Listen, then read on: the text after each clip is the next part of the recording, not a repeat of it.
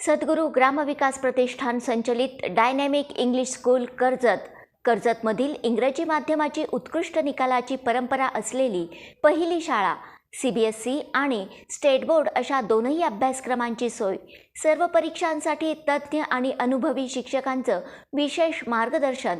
Dynamic English medium school Karjat तालुक्यातील विविध प्रश्नांबाबत प्रहार संघटनेच्या महिला आघाडीच्या प्रदेश अध्यक्षा विमल अनारसे आज चांगल्याच आक्रमक झाल्या आहेत. पत्रकार परिषदेमध्ये त्यांनी 2 आमदारां असून देखील तालुक्यातील प्रश्न प्रलंबित राहत असल्याबद्दल टीकास्त्र सोडले.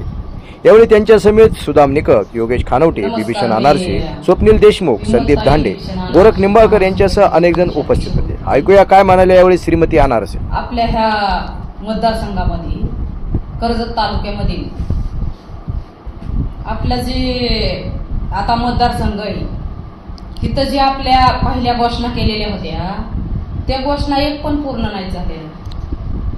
मग त्या घोषणा नाही पूर्ण झाल्या तर आता ह्या आपल्या युवकांनी कोणत्या ह्याच्यावर ह्यांना मतदान करायचं.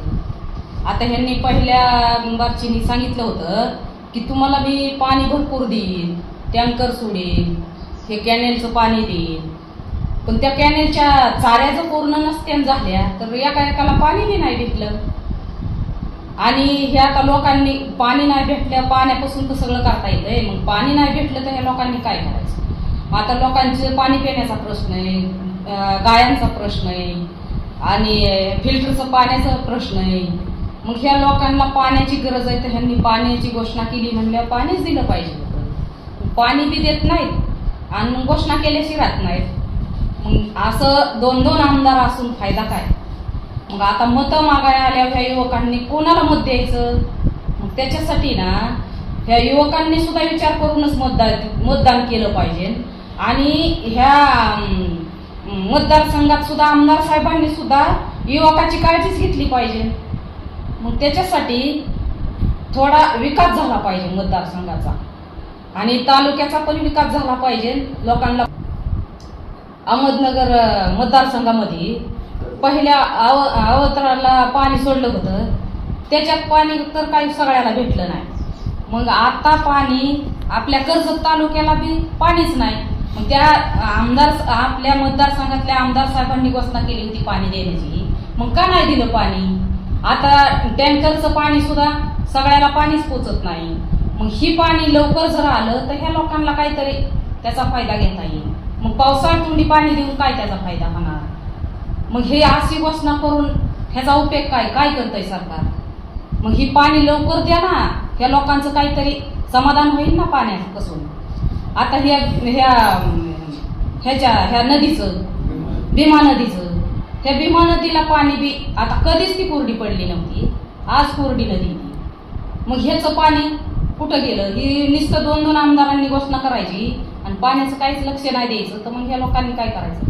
त्याच्यामुळं आमचं प्रहार संघटनेच्या वतीने आम्ही लोकांसाठी आणि शेतकऱ्यासाठी आणि दिव्यांगासाठी आम्ही रक्त ओकतोय, रक्त आटितोय, रक्तदान करतोय.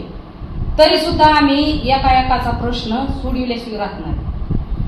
मग ही सरकार काय करतंय. मग ह्या सरकारांनी ह्यांना पाणीच पोच केलं पाहिजे, पाणी दिलं पाहिजे. मग नुसत्या मोकळ्या घोषणा करून काय करायचं.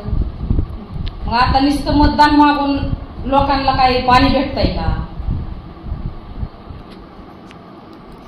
आपल्या ह्या कर्जत तालुक्यामधील आता MIDCची घोषणा केली, दोन्ही आमदारांनी घोषणा केली. आता पहिली MIDC इथं पाटेगावला जाते आणि आता इकडं ह्याला कुंबळीला आता करायची म्हणून त्यांनी घोषणा केली. मग आता ती घोषणा करून नुसतं होणार आहे का नाही हे सुद्धा आता जनतेला कळायला पाहिजे ना. मग जनतेला सुद्धा घोषणा केली म्हणल्यावर काहीतरी युवकाच्या हाताला कामच दिलं पाहिजे होतं त्यांनी. निस्ती घोषणा करून मग जनतेला दिशाभूल करून फायदा नाही.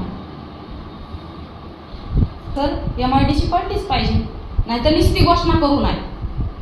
झालं तर काहीतरी शेतकऱ्यांना मोबदला भेटला असता. मग त्याच्यासाठी ही निस्त्या घोषणा नाही केल्या पाहिजे. ह्या शेतकऱ्यांना काही का होईना त्या अवकाळी पावसांचा काहीतरी पंचनामा करूनच त्यांना काहीतरी त्याचा लाभ भेटला पाहिजे.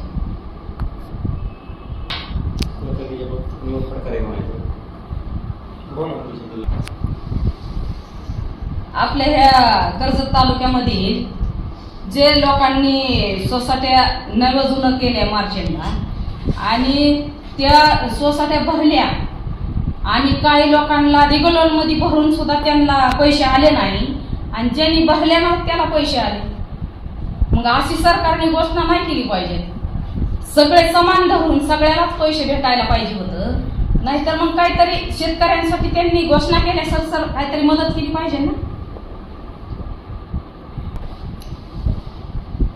आज आपल्या कर्जत मधील बरेच शेतकरी तर ती माझ्याकडे सुद्धा आलते. आज असल्या दुष्काळाचं सुद्धा ती जनावर सांभाळते.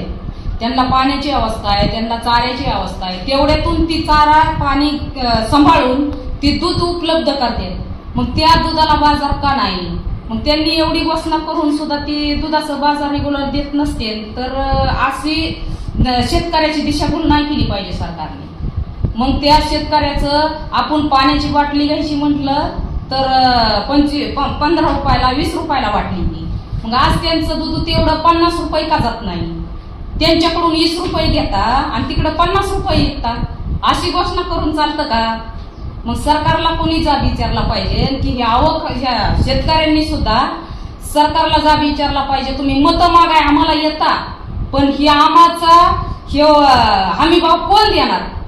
आम्हाला का भेटत नाही आमचा हक्काचा? मग ह्यांना कांद्याचा बी बाजार भेटत नाही आणि दुधाचा भेटत नाही. ह्यांचं कष्ट काय चुकणार आहे का?